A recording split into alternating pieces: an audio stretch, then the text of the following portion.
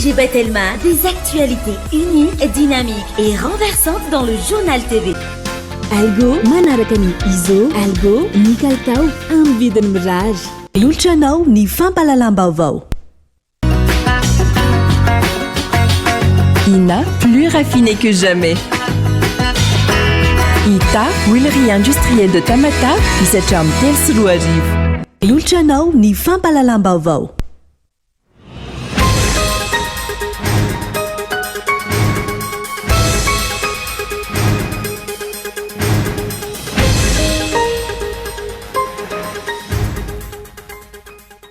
Efa tafapetraka eo anivony anteny mera-piremenena ny zoma lasa teo ilay tolo-dalana mahakasika ny fanatsarana ny lalam-pifidianana sy ny fitsapan-kevi-bahoaka eto Madagasikara.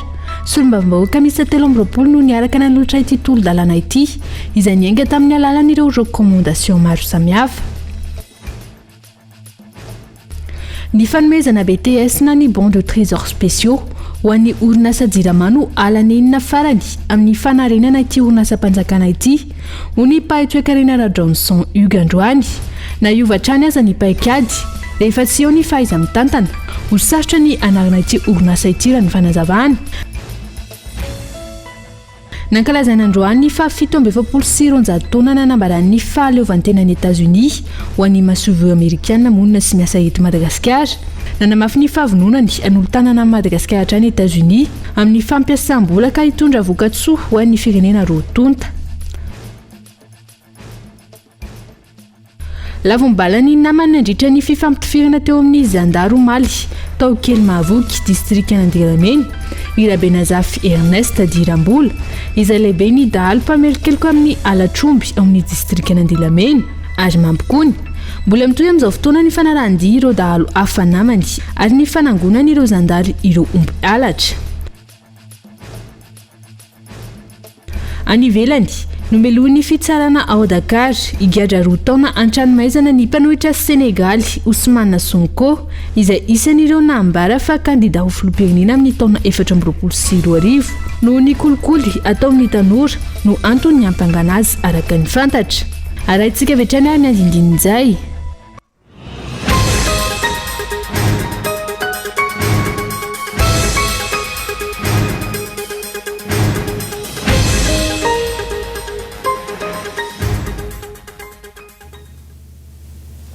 Falmiarabantsika rehetra any an-tokatrano izay manaraka ny fampalalam-baovao ny Kolo TV amin'ity aliny voalohany volana Jona 2024 ity.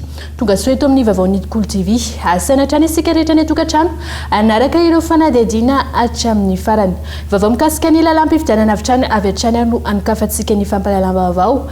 Efa tafapetraka eo anivony anteny mera-pirenena ny zoma lasa teo ny tolo-dalana mahakasika ny fanatsarana ny lalam-pifidianana sy ny fitsapan-kevi-bahoaka eto Madagasikara ary efa nampahafantarana ny teo anivony gouvernementa ihany koa. Solombavambahoaka misy 7 no niaraka nanolotra ny tolo-dalana ity izay niainga tamin'ny alalan'ireo recommandation maro samihafa. Fanadihadiana mikasika izay etiny Henri Florian. Ambaran'ireo antoko politika ny firaisamonim-pirenena ary ireo mpiantsehatra amin'ny lafin'ny fifidianana fa isan'ny kion-dalana lehibe ahafahana mazo ny fifidianana madio sy mangarahara ary ekeny rehetra ny fikitiany ny makasika ny lalam-pifidianana amin'izao volana vitsy atongava ny fotoam-pifidianana izao. Manoloana eo ny zoma lasa teo 20 ny volana May no tafapetraka teo anivony anteny mera-pirenena ilay tolo-dalana izay entina hanovana sy hanatsarana ny fehizan-dalana fehizoro mifehy ny fifidianana sy ny fitsapan-kevi-bahoaka ary ny lalàna entina manatsara ny fifidianana filoham-pirenena izay natolotra ireo solombavambahoaka misy 7 fa nandalo amin'ny ambaratonga eto nivony anteny mera izy io ary efa nampitainany amin'ny gouvernementa ankehitriny. Ny antony nanaovana an'izy io satria hita taratra hoe tokony sy fanatsarana reny lalàna reny izay nasimpanovana tamin'ny taona 2024 samba ny nampiasana azy ny fifidianana ny fanesy filoham-pirenena sy solombavambahoaka ary ben'ny tanàna taty aoriana ary hita taratra fa misy fanovana mba hifanandrify kokoa amin'ny zavatra iainantsika eto Madagasikara ary anisan'izany moa samy iarahantsika malala iaraha mahita fa nisy ny soskevitra recommandation avy any amin'ny firaisamonim-pirenena sy ny praiombinantoka amintsika eto Madagasikara ihany koa nanatanteraka ny fanaraha-maso ny fifidianana tamin'ireny fotoana ireny tsy latsaky ny eo amin'ny 17 eo ny soskevitra fanatsarana nentin'izy ireo izay tsy hita ny fahatanterahana azy hatreto nefa ny ankehitriny tsika raha hiatrika fifidianana dia heverinay fa fotoana kosa hitondrana amin'izany fanatsarana izany satria ny tanjona kendrena dia ny anatanterantsika fifidianana ekeny rehetra ary azo antoka izany hoe mametraka fitsipy-talao izay mampazava ny fizotra ny fifidianana. Toy ny efa nataony firaisamonim-pirenena ary ireo fianakaviam-be iraisam-pirenena sy ny antoko politika teboka maromaro no tokony asiana fanavaozana momba ny lalam-pifidianana eto amintsika ity ka ireny no narafitra ao anatin'ity tolo-dalana ity hoiatrany ny solombavamboaka ny vangain-drano izay iray amin'ireo solombavamboaka misy 3 nanolotra ity tolo-dalana izay fitafapetraka eo anivony anteny miaram-pirenena ity. Ohatra anisan'ny apetraka amin'izany resaka ny famatsim-bola ny fampielezan-kevitra izay anatin'ny tolo-dalana izay entinay izany dia misy fepetra vitsivitsy apetraka mba hifehezana n'izany fampiasam-bola izany sy ny fanolotolokana zavatra ho an'ny vahoaka mpifidy. Eo ihany koa ny resaka hoe fetrandro anatanterahana ny fampielezan-kevitra iray volana moa izy amin'izao fotoana izao firenentsika midadasika lalana ratsy dia misy ihany koa izany soskevitra anitarana izay fetrandro anatanterahana ny fampielezan-kevitra izay. Eo ihany koa ny mikasika ny fanaraha-maso ny fanisam-bato ohatra. Eo ihany koa ny mikasika ny fandrindrana ny fotoana mialohan'ny fampielezan-kevitra le lazaina foana hoe pré-campagne dia misy tolotra vaovao zany ao anatiny ireo tolo-dalana ireo hifehezana sy andrindrana ny fotoana mialohan'ny fifidianana mba ampitovy lenta ny mpisehatra rehetrarehetra indrindra ireo latsaka ho fidiana. Tahaka ny tolo-dalana rehetra ity tolo-dalana ity raha ny fanazavana hatrany ka afaka mametraka ny fanamarina ny gouvernemanta aoren'izay vao averina eny anivony anteny miaram-pirenena ny tolo-dalana ary hanaovana ny asambomera ary arosy ao anivony fivoriam-be azony besinimaro hatrehana ary andraisana fanapahan-kevitra aorian'izay antanena fa tsy haritra ela ny valintenin'ny gouvernemanta manoloana ity tolo-dalana ity mba ahafahana mandroso azy eo anivony anteny miaram-pirenena eny Tsimbazaza ary holanina mandritra ity fotoam-pivoriana ara-potoana voalohany ity. Raha nikasika ny lisy fifidianana kosa indray dia ny farany volana Jona no ivoaka ny lisitra farany hatrena ny fifidianana hony eo anivon'ny seni ireto farany izay nilaza fa tsy tratra ny tanjona sy ny vinavinana apetraka tamin'ny isan'ny mpifidy voasoratra anarana nandritra ny fanavaozana tanteraka ny lisy fifidianana. Fanadihadiana mikasika izay hintiny Gaeton Andriatsilafo. Ny farana omaly raika amin'ny 30 Mey ny fahafahana misoratra anarana anaty lisy fifidianana karakara ny seni. Atreto tsy tratra ny tanjona sy ny vinavinana apetraka raha ny antotanisa vonjy-maika voaray. Raha ny vinavinany faritan'ny seni 10 tapitrisa dia sarotra ny laza fa hoe ho tratra izay. Ny antony ny fisoratana anarana ao anatin'ny lisy mpifidy dia antsitrapo tsy azo terena mihitsy ny olona. Faharoa vinavinany faritany iny araka ny fenitra izay voafaritra amin'ny setraizam-pirenena.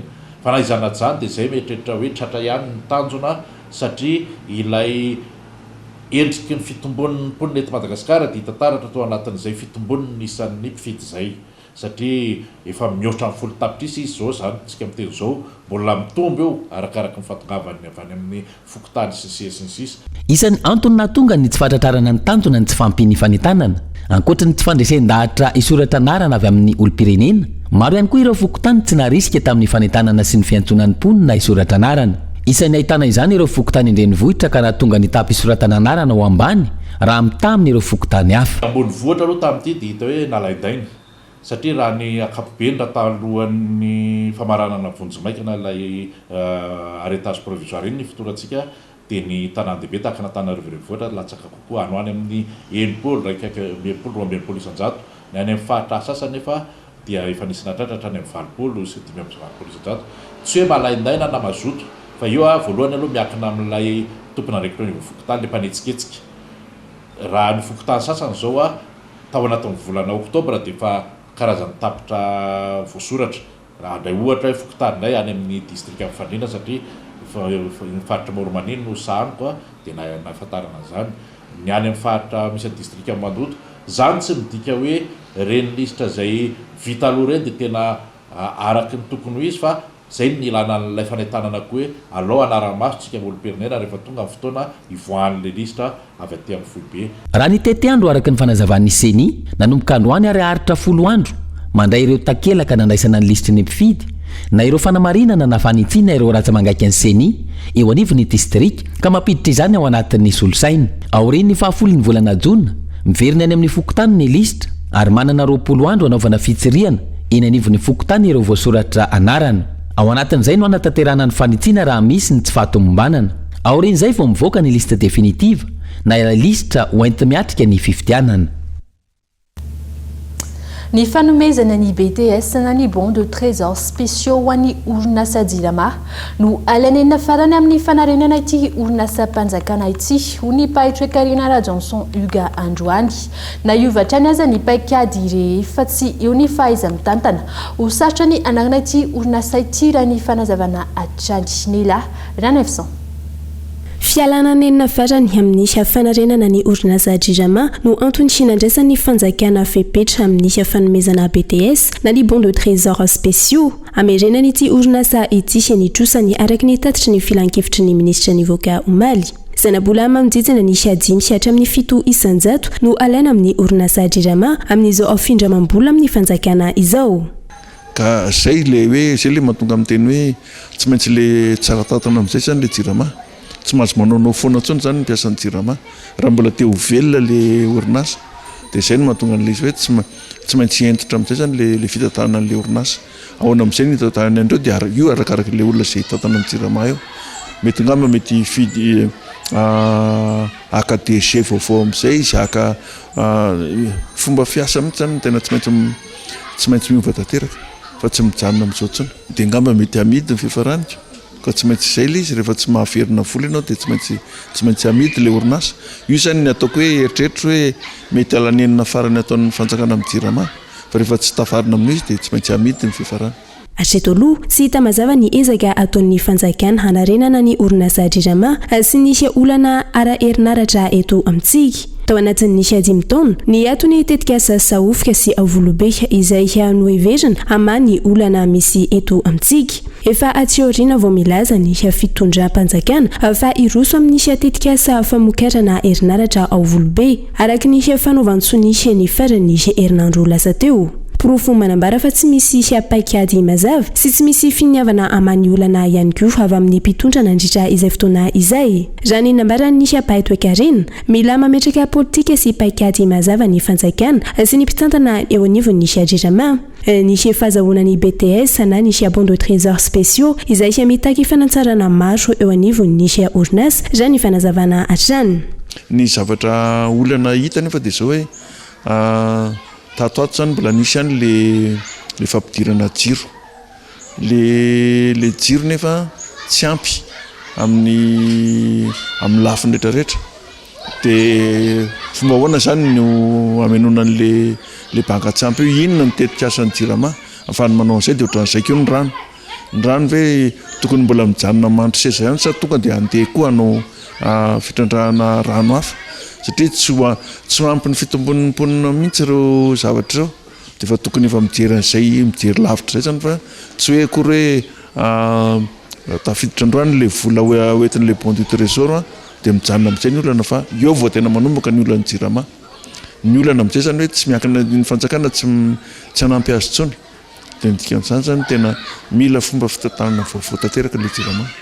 raha iverenana no raisina nandritra ny filan-kevitry ny ministra omaly ny didimpanjakana nentina nakantofo ny fifanaraham-pindramam-bola eo amin'ny ministera ny toekarena sy ny fitantanam-bola sy ny orinasa rirama ahafahan'ny orinasa rirama mandony trosany ny orinasa tozikorina Madagasikara izay hamaka endrika BTS na ny bon de trésor spéciaux. Ny orinasa rirama no amaritra ny famerenany tsy faran'ny vola izay indraminy amin'ny fanjakana. Hiditra amin'ny fampindramam-bola ny rirama indray araka izany ny fanjakana fa tsy subvention araka ny teo aloha intsony.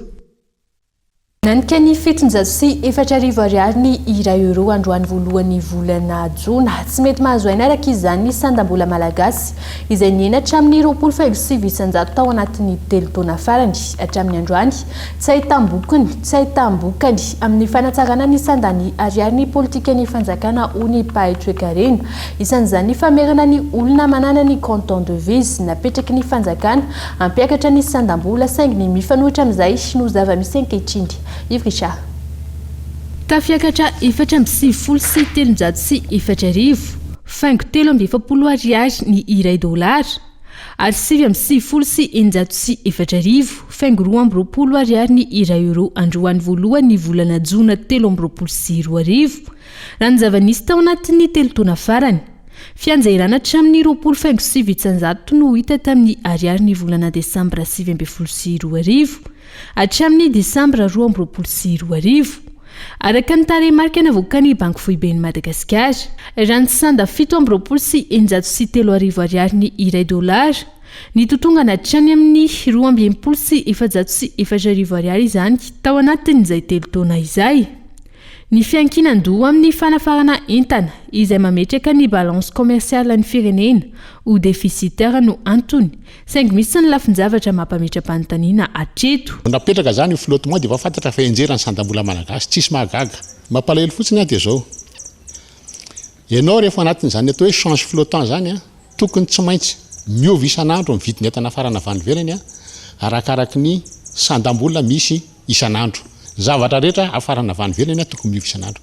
Zany hoe tsy haintsika koa zany mitantana an'le flottement ray loha zay. Faharoa ny tena mampalahelo rehefa menjera ny sandam-bola miakatra ny vidiny entana.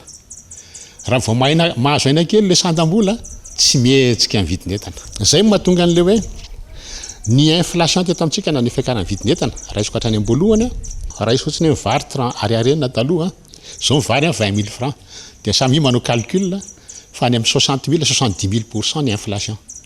Raha isika nefa sandam-bola ny enjera 7 000% monja raha mihoatra amin'izay ohatra meko zay.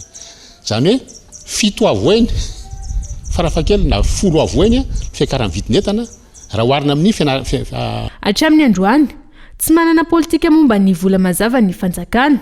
Nanamafy ny fitotonga ny ariary ny fepetrany raisina tro ny fankatoavana ny andraisana ny volavolan-dalàna didimpanjakana manova ny andininy sasany amin'ny didimpanjakana larina 7.20 tsipika 8.70 mamaritra ny fampiarana ny lalàna 7.20 tsipika 8.8 nankatoavana tamin'ny 2 aogositra 4.20 momba ny code de change fepetra izay namerana ireo manana canton de vise natao ampiakarana ny sandan'ny ariary saingy mifanohitra amin'izay ny zava-misy. Na irediredy eo toninina ary izy tsy voatany io satria ngereny na hoe lanao aingana tsy maintsy vadika ariary fotoana fotsiny no andrasana.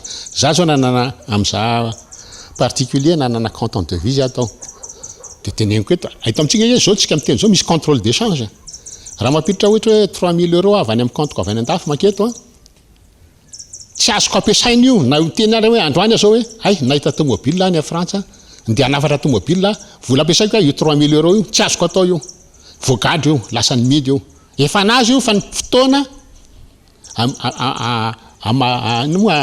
amadiana azy any amin'ny compteko ariary noela dia fa lasa ny midy io fa tsy azoko ampiasaina tsony iny efa ndrareo iny kinamona hoe mifoananao raha mifoanandrareo le canton de vise zao tsy mahazo manana canton de vise tsony ny particulier ohatranay dina nitranga zany rehefa mandefa zay tonga dia makao amin'le ariary resaka fotoana fotsiny mahasamihafa azy fa eto mampaleno rehefa mahazo famatsim-bola avy any ivelany tsika nahazo $100 millions fidiram-bola nge zany fa maninona no tsy mahazo aina le sandam-bola. Raha ny everina ampiakatra ny tany ariary araka izany ny politika tsy misy akon'izany ankehitriny manome vana ny risoriso ary mandrisika ireo mpandraharaha anokatra ny canton de vise sy hitahiry vola any ivelany paikady fepetra izay manaprofo ny tsy fahamatorana amin'ny fitantanana ny toekarena hoy ny mpanara Vaovao. Miova andalana trany ihany koa ny fomba fiasan'ny mpitondra raha ny famerenana ny tahirim-bolamena teo anivon'ny banky foibe ary ny amadiana ireo volamena ho hors monétaire azo ampiasaina amin'ny fifanakalozana sy ny antokarabola eo amin'ny sehatra iraisam-pirenena. Nonodradradraina nanomboka ny taona 2020 ny anota volamena 10 ariary ho mari-pahatsiarovana ny faha 10 taona amin'ny banky foibe Madagasikara no mahamaika ny fitondrana ankehitriny araka ny tapaka nandritra ny filan-kevitry ny minisitra omaly toy ny amin'ireo sehatra maro aiza ho aiza araka izany fametrahana ny lahara-pahamehana amin'ny fanarenana ny toekarena.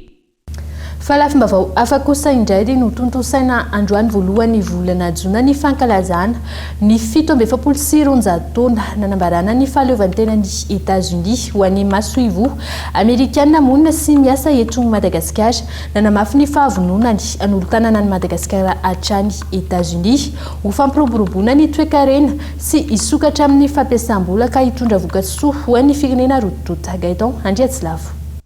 Mihoatra ny 10 taona ny fiaraha-miasa teo amin'ny Madagasikara sy États-Unis ankehitriny ary nanamafy hatrany fahavonona ny anampen'ny Madagasikara États-Unis tamin'ny alalan'ny masoivo ny monina sy miasa eto amintsika nandritra ny fankalazana ny 720 taona nanambarana ny fahaleovantenany États-Unis natao teny ambaranjana androany. Ny gouvernemanta Amerikana hoy ny masoivo no mpamaty vola lehibe indrindra ho an'ny sehatry ny fahasalamana no sady firenena nanome fanampina vonjaina sy ho an'ny fampandrosoana betsaka indrindra any atsimo sy atsimo atsinanan'ny Madagasikara. Fandarana asa maro no tanterahany USAID izay iaraha misalaha amin'ny gouvernemanta malagasy sy ireo mpiombinantoka eto an-toerana anomezana fanampina manavitra aina eo amin'ny sehatry ny fahasalamam-bahoaka sy ny fanjariana ara-tsakafo. Miaro ny tontolo iainana manohana ny fampandrosoana sy ny fiarina maharitra, manohana ireo fifanakalozana eo amin'ny vahoaka roatonta sy ny fanavaozana eo amin'ny fahaiza-mitantana ary ny fanabeazana fontotra ny fandarana asa Amerikana ho an'ny fampandrosoana. Ankoatr'ireo miroborobo ihany koa ny fanazavana ny fifanakalozana ara-barotra eo amin'ny roatonta. Voalohany tamin'ny taondasy nahatratra $10,000 ny tedi-bidiny fifanakalozana ara-barotra eo amin'ny firenena roatonta. I États-Unis no tsenam-barotra lehibe indrindra ho an'ireo vokatra roa lehibe fanondrany Madagasikara dia ny lamba sy ny lavanila. Ireo vokatra ireo dia samy miditra tsy misy hetra ny États-Unis amin'ny alalan'ny AGOA. Mahafaly ainy manambara fa i États-Unis amin'ny alalan'ny USAID dia manampy an'i Madagasikara nandrafitra ny paikady pirenena amin'ny AGOA ho an'ny taona 2022 sy ny 2022. Paikady izay natomboka tamin'ny fiandohan'ity herinandro ity.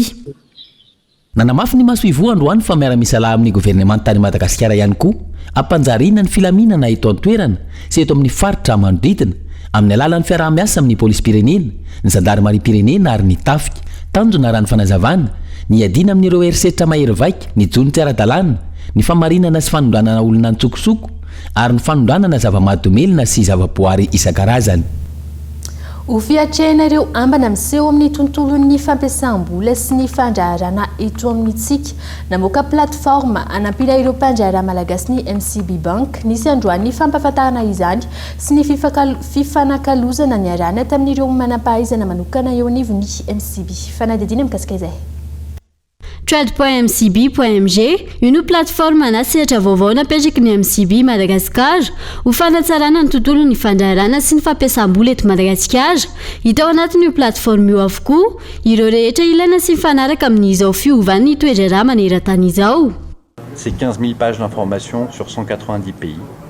Il y a les entreprises. 10,000 pejy ireo atotan-kevitra avy amin'ny firenena misy 90. Manana fahafahana hijery sy hamantatra lalam-barotra. Manana fahafahana hijery sy hamantatra lalam-barotra misy 10,000 arak'izay sehatra misy azy ireo orinasa.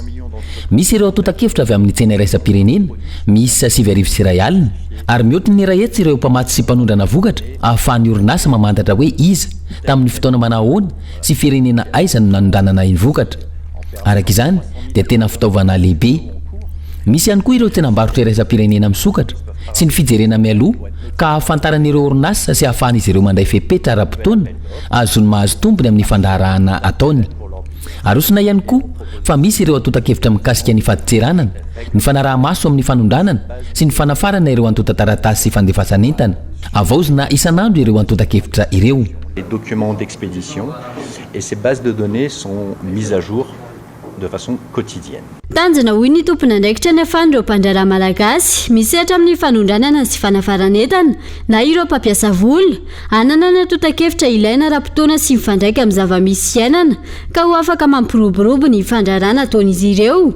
Manana ny ekipa sy ny fomba fiasa mahomby amin'izany ny MCB Bank. La banque MCB de Mata a toujours financé le commerce, ça a toujours été le cas.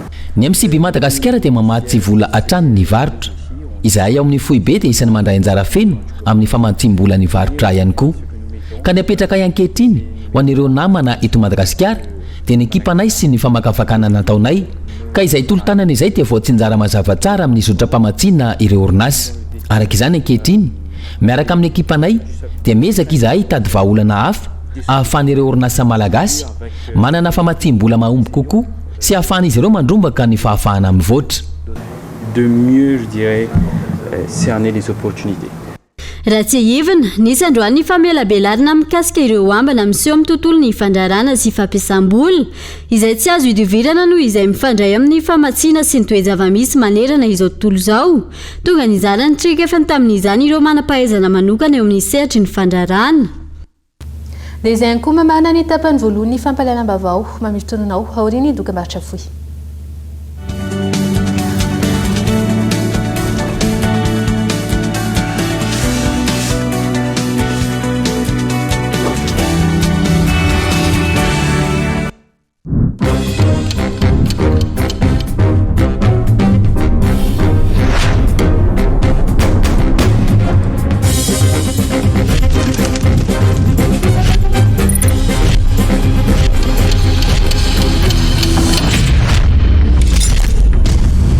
Balik homme 40+ manomboka amin'ny 700 monja isan'andro mandra-pahefanao ny vidiny manontolo. Fa inona ny mbola mavarinanareo ao? Isakafo amin'izay? Balik mamiratra no aviko. Ina dia vita amin'ny soja voafantina mba hampatsiro ireo karazan-tsakafo karakarainao. Ny menaka Ina dia ahitana oméga 3 sy oméga 6 ary ara-pahasalamana no notrikaina entin'ny soja. Ina ilay menaka manome tsirony nandronao isan'andro.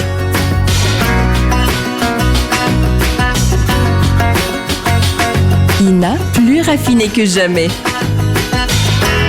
Ita, huilerie industrielle de Tamata, misatra amin'ny telo sy roa arivo.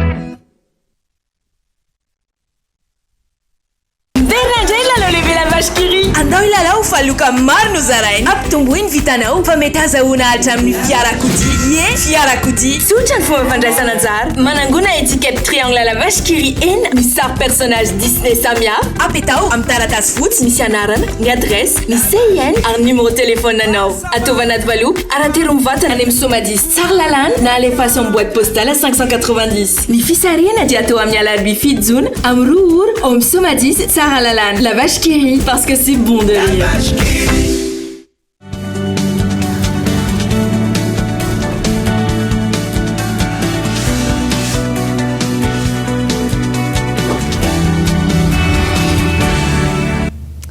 Mamegna ny araba tombo klasy tombo vavy tonga so indray eto amin'ny tapany faharoa ny fampalalam-baovao ny Kolo TV amin'ny ity alina ity. Anohisantsika ny fampalalam-baovao ary efa voafaritra ao anatin'ny fitsipika mifeny fitaterana anabakabaka fa tsy maintsy manao ny fanazara-tena amin'ny fiatrehana ny mety sy ny loza ireo seranam-piaramanidina rehetra. Ka isan'ny roso tamin'izany teo anivon'ny seranam-piaramanidina ao Anosy. Tanjona amin'izany ijerena ireo zavatra tsy ampy hiatrehana ny loza. Nela Ranefson.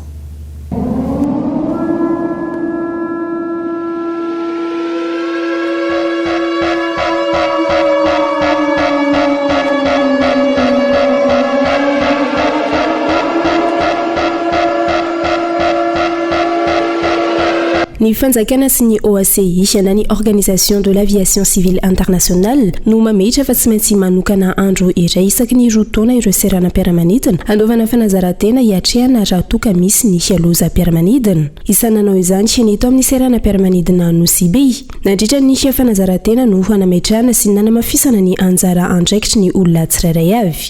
Misy fomba fitenenana zay hoe ataoko amin'ny teny français le izy hoe il faut prévoir l'inévitable.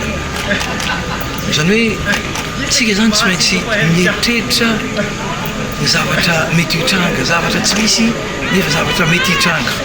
Ary zay ny antony nanaovana an'ilay exercice. Ny exercice zany dia zavatra réglementaire izy ao anatin'ny OACI. Zany hoe zavatra tsy maintsy atao zany io exercice io amin'ny aéroport international ohatran'ity fasen'ity. Ary ny exercice io zany entina ametraka zany ny plan d'urgence. Ary zay réussite zany hoe fahombiazana zany plan d'urgence zany no ahafahana micoordonner mandrindra ahafany ihany koa zany mametraka ny communication, ny fifandraisana, ny serasera mipetraka tsara sy ny commandement zany. Nandritra izany ihany koa no nijerevana ny tsy ampy amin'ny fiatrehana ny loza raha ny fanazavana. Isan'ireo tsy ampy ary ho apetraka any an-toerana ny bureau d'enquête d'accident raha ny fanazavana ny tompon'andraikitra any an-toerana. Eo amin'ny pejy ny fampianarana kosa indray dia tsy manaraka ny lalam-panorenana ny fanjakana manoloana ireo ankizy malagasy maro tsy miditra an-tsekoly ankehitriny. Isany tafiditra anatin'izany lalam-panorenana izany ny zoro-hianatra hoy ny mpanolotsaina manokana avy amin'ny fanjakana frantsay miasa eto Madagasikara izay nasaina manokana nandritra ny herinandro ny fanabeaza tetsy Antaninarenina. Fanadihadiana. Zo fototra ny tsirairay ny fampianarana manaraka ny fenitra izay mbola lavitrezaka raha ny zava-misy eto Madagasikara raha nambara ny mpanolotsaina avy amin'ny fanjakana frantsay miasa eo anivon'ny ministera ny fanabeazam-pirenena tafiditra anatin'ny lalam-panorenana io zoro-hianatra io izay tokony hojerena akaiky miaraka amin'ny fanofanana ireo mpampianatra ahafahana manatsara ny tontolon'ny fanabeazana eto Madagasikara raha ny fanazavana trano. La formation des enseignants. Tsy tokony hijanona ho fototra iavian'ny traikefanana ny fotsiny ihany ny fanofanana ireo mpampianatra. Isan'ny fototra amin'ny fahazotoan'ireo mpampianatra ireo izany. Izay amiko no zava-dehibe. Ny fahazon'ireo mpampianatra fanofanana matetika no ahafaha manatsara ny fomba fampianarany ary hanampy ny fahazotoan'ny mampianatra. Mieritreritra ihany koa aho manoloana ireo mpampianatra samihafa izay ny fanerasera tamiko fa maro ireo mitaraina tsy misitraka mihitsy izay fampiofahana izay. Mila mafisina araka izany ny fampiofahana ireo mpampianatra. Et peut-être qu'en effet qu'il faudrait que cet effort de formation soit un petit peu plus soutenu. Ny fanazavan'ny firaisamonim-pirenena misehatra amin'ny fanabeazana antony mahatonga ireo tanora iroso amin'ny lalandiso ny tsy fisian'ny fanabeazana olom-pirenena vanina ny an-dakilasy mironany amin'ny asan-dahalo manoloan'izany ireo tanora ny Fort Dauphin raha nambarany firaisamonim-pirenena misehatra ny toerana.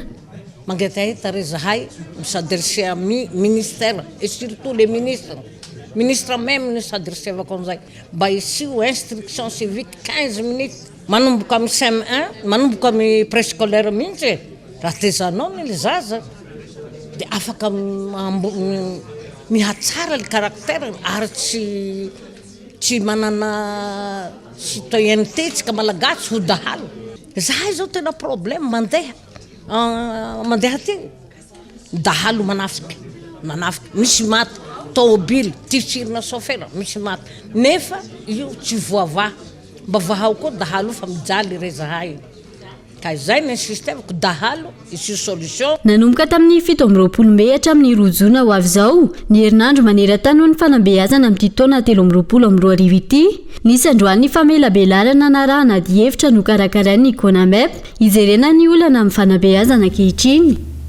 Raha izay ny mikasika ny fampianarana dia miasarotra ny fitaizana ny zaza malagasy amin'izao vanim-potoana izao noho ny firoborobon'ny kolotsaina avy any ivelany ho ireo mpanabe manampy ny rotoroto sy ny fahasahiranana iainany iray aman-dreny amin'ny andavanandro ka tsy hananana fotoana ifampiresana sy anara-maso ireo zanany intsony. Rogina Manjakany any.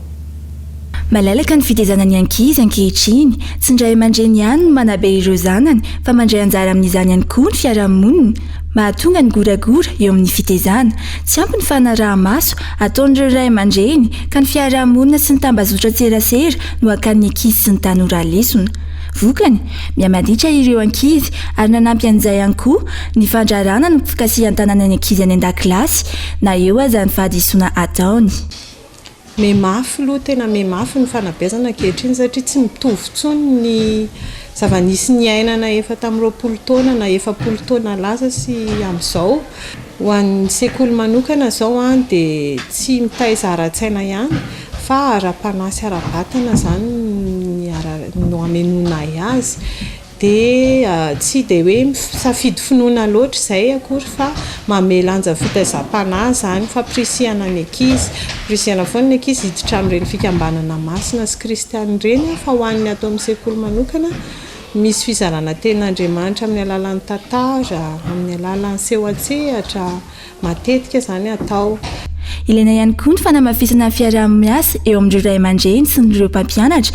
Misy amin'ireo ray aman-dreny raha ny fanazavana no mamela irery ny sekoly amin'ny fitezana ireo zaza ka mahatonga ny olana.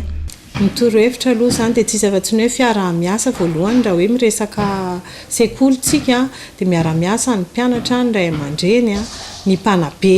Zany hoe rehefa misy fitsipika napetraka ny sekoly dia manaraka voalohany aloha ny mpianatra. Raha sanatria misy tsy fahatanterahana iny dia tompony andraikitra zany ny mpianatra amin'ilay antony tsy nahavitany azy dia sazy mifandraika amin'izay dia ndray aman-dreny zany tokony mahafantatra hoe ay ity zazy ity tsy nanao an'izao dia miara-miasa ny mpanabe ahoana ny fomba atao mba tsy hamerenany an'izay intsony. Ho an'ireo ray aman-dreny ny fanaraha-maso sy ny fanamafisana ny fifanankalozan-kevitra ao an-tokantrano no isan'ny vahaolana. Eny sarosarotra fitezaina ankizy amin'izao aloha fa ngamba ny azoko mena torohevitra kely azoko mena hoe ny miteniny ankizy amin'izao zany tonga dia atao mahitsy tsy masy milakolaka. Taloha manko tsika manao sariteny fa ny ankehitriny zany tokony tonga dia hoe mahitsy tsara amin'ny resaka amin'ny ankizy. Ray izay dia faharoa ilaina azo ny fonony zaza na dia sarotra mihitsy mandray makafona ankizy amin'izao fa ilaina azo zany ny fonony zaza.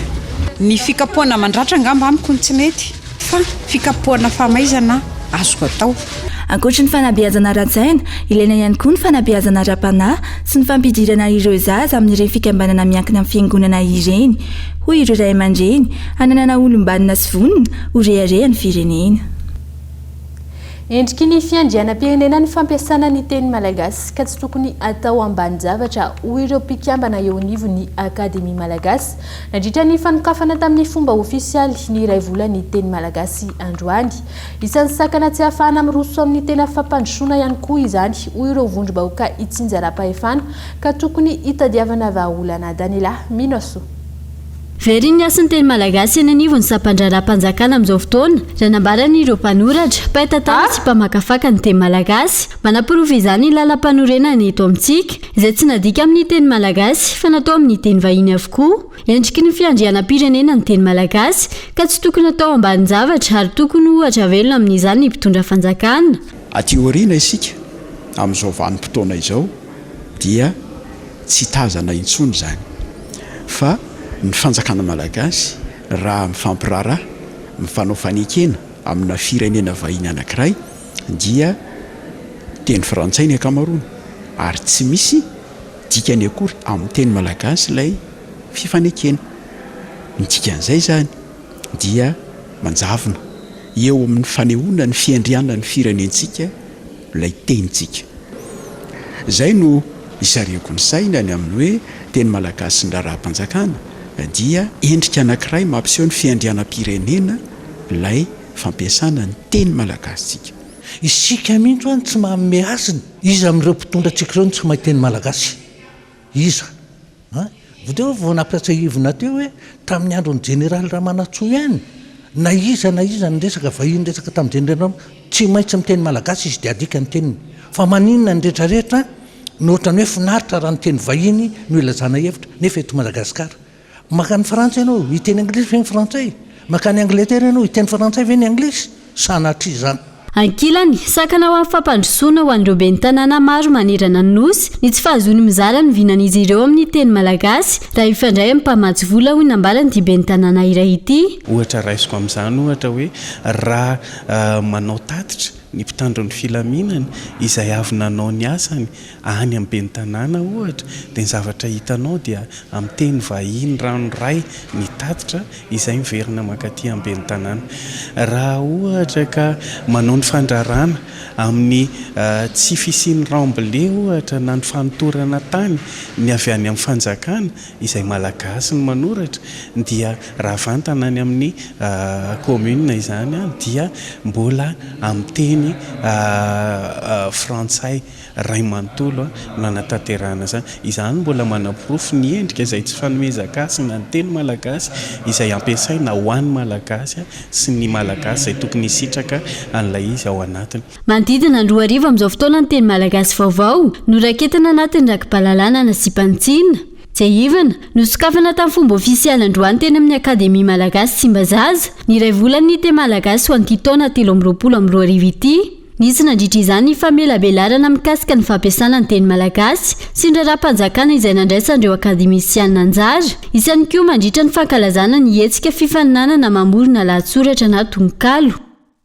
Sarotra ny ady atao amin'ny zava-mahadomelina ankehitriny indrindra ny roro hoy ireo tompony ndraiky mpanjaikana samihafa efa mianaka izany amin'izao fotoana izao ary ireo sokajin'olona marefo no voakasika manokana any amin'ny fanamafisana ny fanentanana sy ny fanabeazana ireo tanora araka izany no vahaolana anavotana azy ireo manoloana ny zava-doza avy amin'ny roro fanampanazavana mikasika izay. Tena tonga trany amin'ny antsoina hoe tsy fanajana ray aman-dreny voalohany indrindra ny faharoa rehefa tsy misy ny eo ampelantanany satria mety gotiany lafo mantsy izy ireny dia lasa le fananana ao an-trano aloha amin'ny voalohany tsy mieritreritra an'izay angalatra fa rehefa mitady an'io izy dia le fananana ao an-trano rehefa tsy mahita ny ao an-trano amin'izay izy dia lasa mandeha manao fangalarana ny ivelany.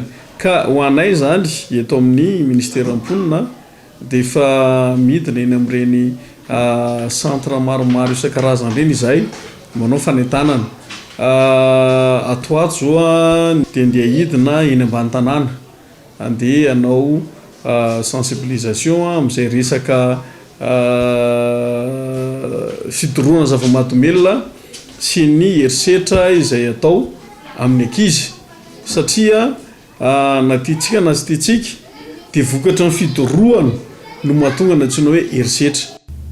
Lavombalany namany nandritra ny fifampifirana teo amin'ireo zandaro maly tao akely mahofoka distrikany Andilamena Irabenazafy Ernest fantatra amin'ny solonanarana hoe Shirambola izay lehibe ny dahalo mpamerikeloka amin'ny alatrombo sy ny fanafiana amin'ny tapedina ao amin'ny distrikany Andilamena Tsaratanana mbola mitohy amin'izao fotoana ny fanarahandi ireo dahalo hafa namany sy ny fanangonana ny zandary ireo omby alatra ireo. Daniela Minorso. Maty voatifitra ny namany omaly tao kely mavoky fokotany Marivolavo commune ambanivohitra tanàna Fololay distrikana Andilamena nandritra ny fifampifirana teo amin'ireo zandary Irabenazafy Ernest na Rambola lehibe na dahalo malaza amin'ny alatromby izay isana mpitondra takaitra ny distrikana Andilamena sy ireo distrika mifanefitra aminy toa ny distrikany Tsaratanana sy ny distrika Mampikony tafaporitsaka nandritra izany ireo dahalo namany hafa mitoa amin'izao fotoana ny fanarahandi ireo dahalo hafa sy ny fanangonana ireo zandary ireo omby alatra ary niverina amin'ny lolony amin'ny ankapobeny ny fiainam-bahoaka ny toerana. Tato amin'ity toerana ity moa zany no voatondro fa nanafiana ity lehibe ny Tambazotrandahalo ireo omby alatra avy any amin'ny distrikany Tsaratanana sy Mampikony. Nidiny fotony avy hatrany zay nanao ny Vaovao ny zahay gendarmerie eto anivon'ny vondrotovom-paritra Andilamena. Kinanjo moa zany no tafiditra tato anatin'ny ala dia efa dahalo ampolo no nanodidina anay. Raikitra ny fifanjevona ka nandritra izany no nahalavo ny ity lehibe ny dahalo ity izay balany namany any raha izy andeha hikasa andositra ina dia nahita izany reto dahalo reto dia vaky nandositra avokoa. Mitohy ny fanarahandi. raha iverenana vao herinandro izao no nivoaka ny fonja noho ny raharaha latromby hatrany ny iram-boly ary izao niverina nanao ny asa ratsin'izao indray. Taoriny etsika opération Zaboady namgorona ireo zazafotsy teo amin'ny distrikta n'Ambatoboidy nahatratra 7 sy 900 ireo novafo hofana izy ireo ankehitriny ho lasa quartier mobile sy ho andromasom-pokon'olona hitandron'ny filaminana ao amin'ny commune amin'izany. Ianja Robert, Kolo TV Mahajanga. Anomboka rapitso zoma faharoan'ny volana Jona ny fampiofanana ireo zazafotsy ny ovafo ho isan'ny quartier mobile eny amin'ireo commune izay tena nahitana azy ireo betsaka ao anatin'ny distrikta n'Ambatoboeny.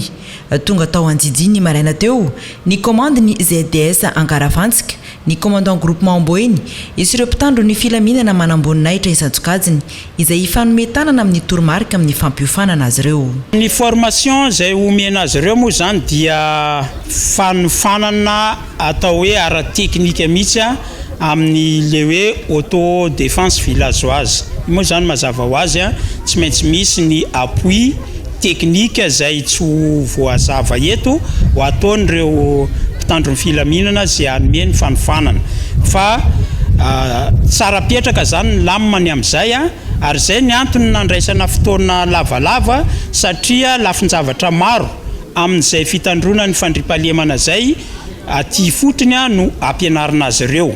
Akoatran'ireo quartier mobile ireo ihany koa mety antany tena atsika hoe efa mananika hatrany amin'ny 900 mahery ireny zazafotsy tamin'ny lavolefina ireny dia aiza ny ambony fieny zany dia zao akoatran'ireo izay miditra any amin'ny quartier mobile ny ambony zany dia anatevina ny andromasom-pokon'olona sy ny folotafo.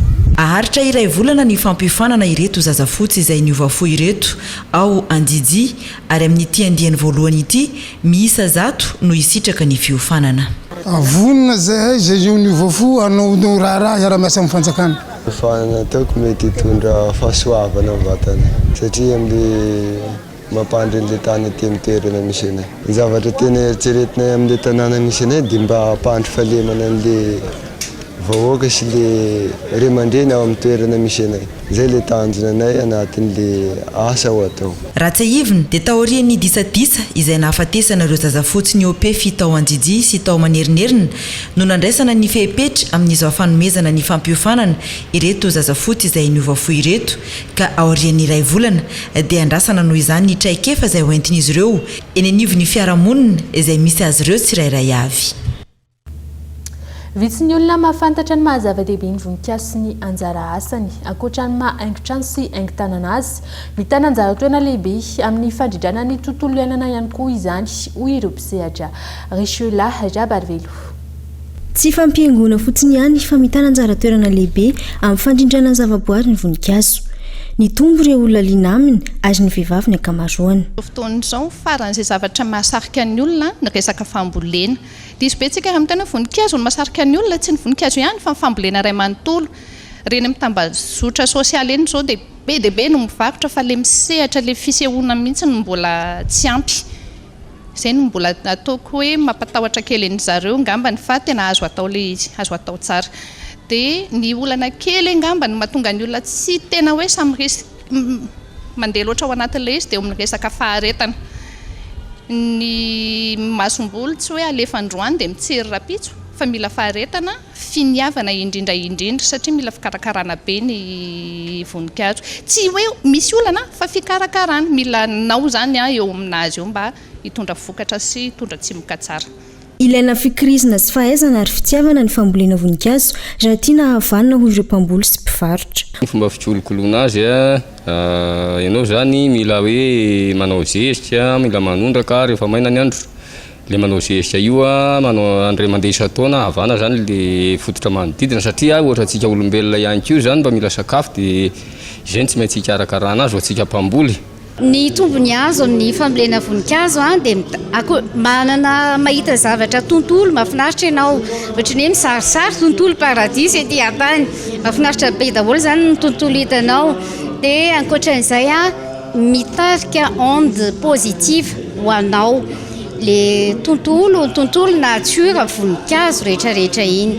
Fankalazana ny fetin'ireny nanomboka androany ny tsenabe ny voninkazo eny amin'ny lapan'ny kolontsaina sy fanatanjahantena Mahamasina.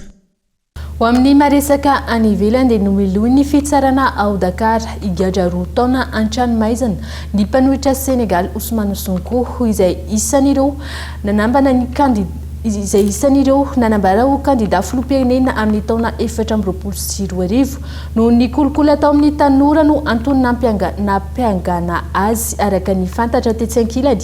Afaka madiodio amin'ny resaka fanolanana ny tena ny fanadihadiana amin'ny sarany France 24. Voeloka igadra roa taona an-tranomaizana i Ousmane Sonko izay iray amin'ireo mpanohitra malaza ao Dakar ao ary isan'ireo manohitra mafy ny filoha Macky Sall. Io falamelohana io no azony nadritra ny fitsarana azy teo anivon'ny fitsarana tao an-toerana androany. Ny fitaritana ireo tanora latsaky ny 20 taona hidina an-dalambe no antony nampiangana azy ity araka ny fantatra. Ankoatra io raha voaroy tamin'ny fanolanana kosa ity farany nanamafy ny fitsarana androany fa afaka somantsara tamin'izany izy. Toa ny fanapahan-kevitra rehetra raha jerena ny lalam-pifidianana itazomana ny fandrahonana ny maha ara-dalàna azy sy ny fahafahana ifaninana amin'ny fifidianana filoham-pirenena amin'ny taona 2024 ity sazy azony ity. Mampanahy ihany koa amin'izao fotoana izao ity didina voaka ny fitsarana ity sao iteraka korontana maro samihafa ary hanampitrotroka ny fidianana an-dalambe ho an'ireo tanora izay manohana ny Ousmane Sonko. Dia izay koa mamana ny fampahalalam-baovao eto amin'ny Kolo TV amin'ny ity alina ity. Isao ny siketritra ny tokantrano nanaraka izany hatramin'ny farany mamy fotoananao amin'ny rapitso indray. Veloma tompoko.